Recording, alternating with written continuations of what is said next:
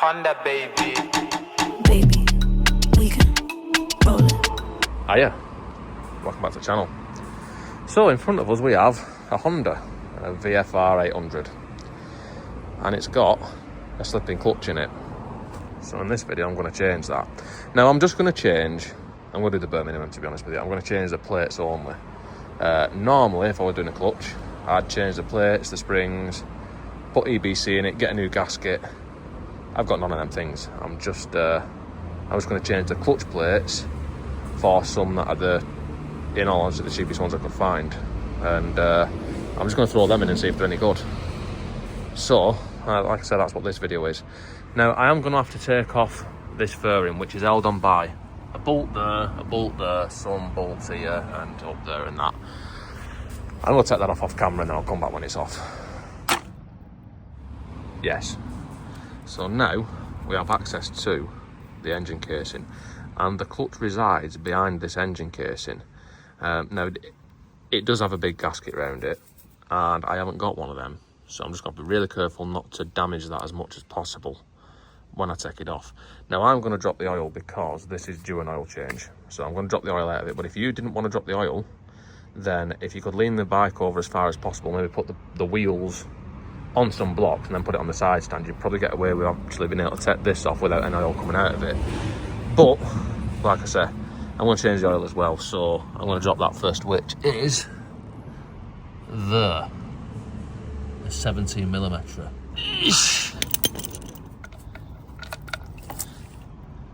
Yes, and that is the oil now removed from the engine. I've actually disposed of it, that's why that's empty again, but we'll come back to that later. I'm going to do the filter as well, but let's take this off so we can get the clutch out.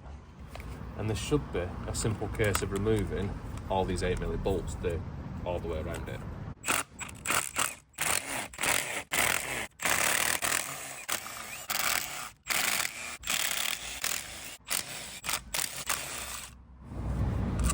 Paying close attention to the length of them. They're probably all the same length, but we'll find out in a minute. Yeah, it does seem that they are in fact all the same length. And now we are ready to remove this and just pull it off. It's probably not just going to pull off because it's going to be stuck into place, because it's on dowels and it's been on for many years more than likely. I need to be as careful as possible not to damage that gasket any more than I have to. So I'm just going to have to try and get it off.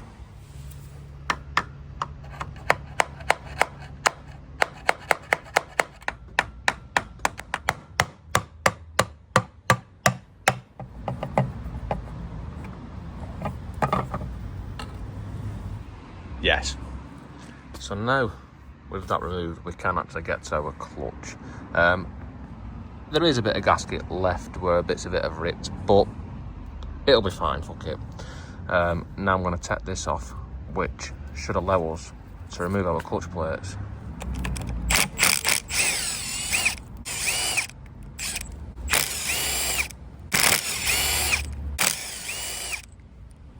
And then now I'm going to remove this. We need to pay close attention to the order which everything goes into, because not all these clutch plates are the same.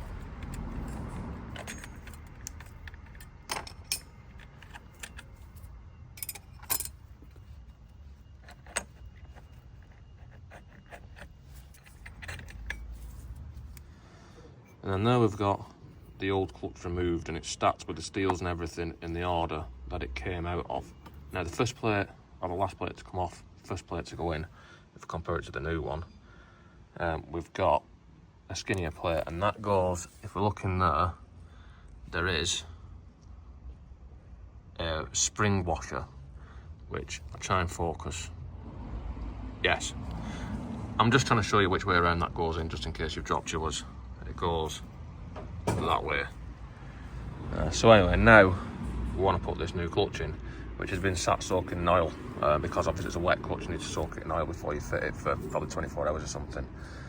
What I'm going to do is if we look at this here, this is the first one because it's the top there, so it's the last one off, first one on, which is the skinny one. All the rest are the same actually, there's only that one that's different. So now put this into place. And then when that's in, we can cast that one aside because we've fitted that one. And then we've got our steel to go in, which is just the same way. And then we just repeat the process until they're all fitted.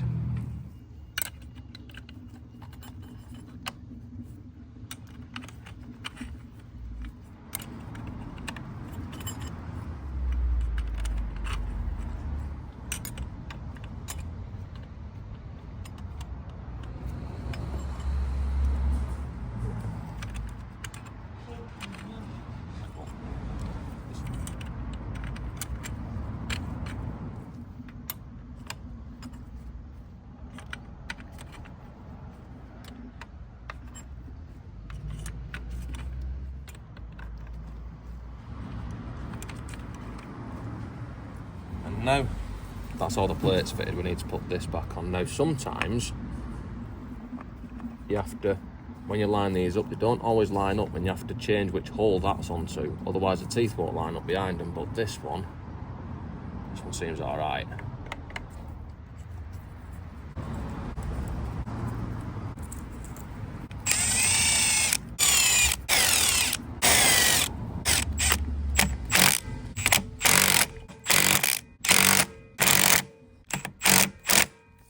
And then with these bolts all torqued up specifically to 12 Newton meters, that is the clutch assembled. So now if I pull this lever, we can see that it is functioning and that is working. Another thing to check is when you've built one of these clutches up, just any bike clutch really is, make sure that all these gaps are about the same distance apart and you've got no big gap there, because sometimes if you're not careful, as I was trying to say before, is the teeth on the back of this don't line up to the teeth in the centre. And then you could bolt it all up and put it back together and it just wouldn't work. It'd cause problems. So that's just something to look out for.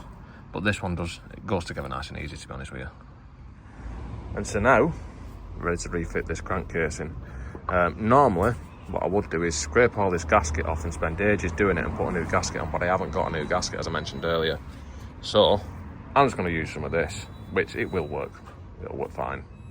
And before we put any on, we'll use some brake parts cleaner just to make sure that there's no oil, because if it's going to leak anywhere, it's going to be where you've got oil on it. But I've already cleaned this and it's all right, so I'm just going to use some of this nice and sparingly.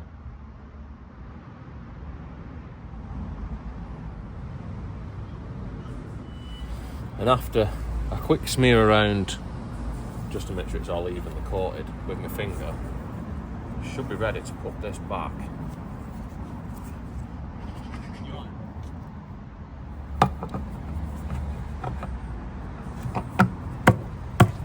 Yes. Then we can just make sure it's located on the dowels, and then we can put these bolts back in.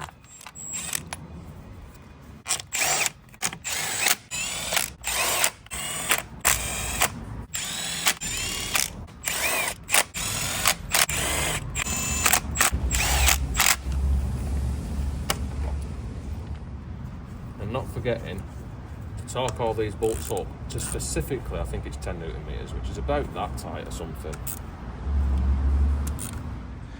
And then with that back on, like the clutch fitted, I've still got some stuff left to do though. I need to, obviously there's no oil in it, I need to put a new crush washer on there because that doesn't look like it's been changed for a while. Yes. Overtime and overdue. I need to get a new oil filter, which is there, which I need to remove. And this, sometimes these are really tight, but they shouldn't actually be that tight. It's just an oil filter, so it is actually moving. Not too bad. It's all right.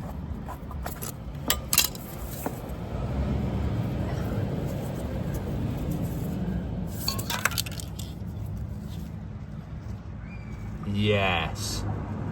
Of course, it's going all over the inside of the fairing. To be honest with you, when taking the oil filter off one of these, You are really supposed to do it from the other side, but I had this far enough anyway because I was doing the clutch. Yes. So let's put the new oil filter. You can't really see anything, can you? It goes in the same places where the old one came off from.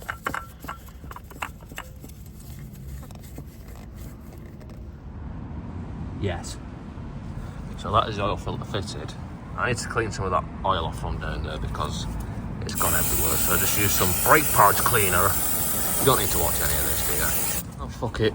That'll do. So let's put our sump bolt back in, sump plug back in.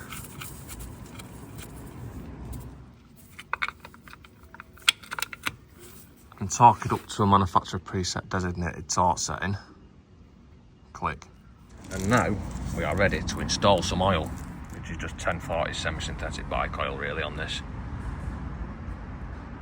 It'll probably take most of this. I think they're about 3 litres these take. But you just need to fill it up until it's got enough in it, which can be measured on this window with the bike level and upright, which it's neither at the moment. So I'm just going to put enough in it to start it. And now we've got about 3 litres in it, which is definitely enough to start it, so